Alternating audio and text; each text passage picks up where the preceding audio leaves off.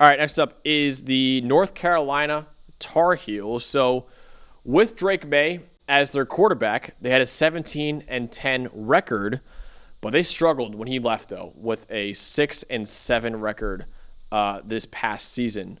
North Carolina was forced to start 3 different quarterbacks last year, which led to them being 102nd in passing grade as a team. Their legendary coach, Mac Brown, he was let go before the Fenway Bowl, and North Carolina replaced him with the biggest legend ever in football history in Bill Belichick, 6-time Super Bowl champion, widely regarded as the greatest coach in NFL history. He is now 73 years old. He will now be coaching in the college ranks for the first time in his career. And he and the Tar Heels were really busy in the transfer portal. They added 13 projected starters, including a new quarterback in Gio Lopez. So, Dalton, the biggest strength is quite literally Bill Belichick. Yeah, this is the biggest mystery in college football. It's kind of like what we had with Colorado a couple of years ago when that was first starting, where we go, okay, we've got a legendary name, at least, as the head coach, right? And Belichick, obviously, with a much better coaching resume than Coach Prime had coming into it.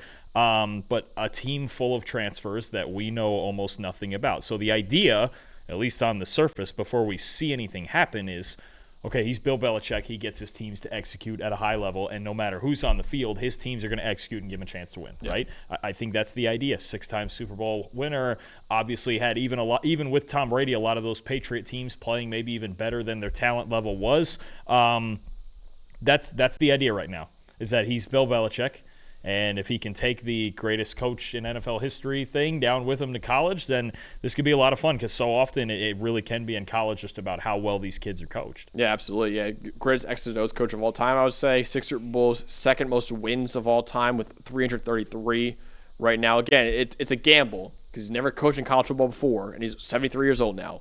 But it's a worthy gamble, I think, for North Carolina. Now, the weakness is, in my opinion, the skill position players, because they lost a first-round running back in Amarian Hampton. He was their leading rusher and their third leading receiver. They lost their top 2 pass catchers in J.J. Jones and John Copenhaver.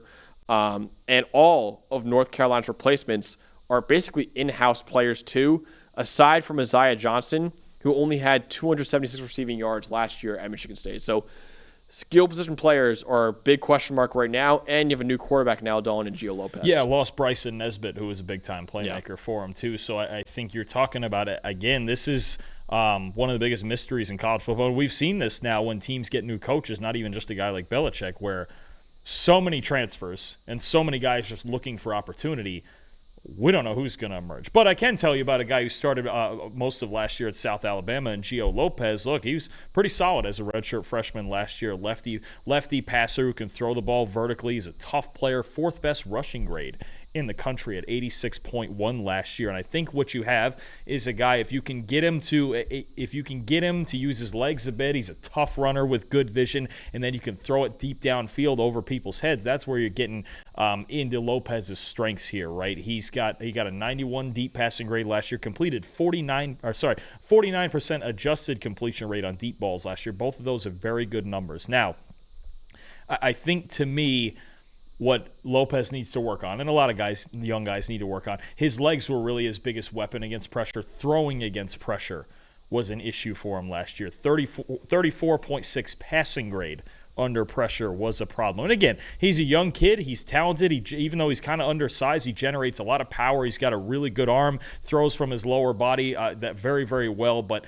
I think you're talking about a kid who, if he can handle the step up and the different looks that he's going to see. When you talk about, think about some of the defensive coaches that he's going to face in this conference, right? You're talking about Pat Narduzzi at Pitt, at Clemson, what they have on defense, right? And Duke with Manny Diaz. It's going to be those moments for Gio Lopez under pressure that are going to decide his success this season. Absolutely. All right, so my offensive player spotlight is the guy who will be snapping him the football in Austin Blask. He's one of the best pass blockers at center we have in college football. 84.6 pass blocking grade last year, 7th among all Power 4 centers. He did not allow a single sack, only give up 5 pressures on 410 pass blocking reps. Former Georgia Bulldog needs to get a little bit stronger in the run game with only a 65.1 run blocking grade, but he has great length at 6'5" to engulf defenders. And like I said, he's one of the best pass blockers we have at the center position. That always helps. I mean, especially, again, when you have an undersized quarterback who struggles to throw through pressure, it helps to have an experienced center like that. We'll talk about the defensive side here. And, look, transfers from all over the place.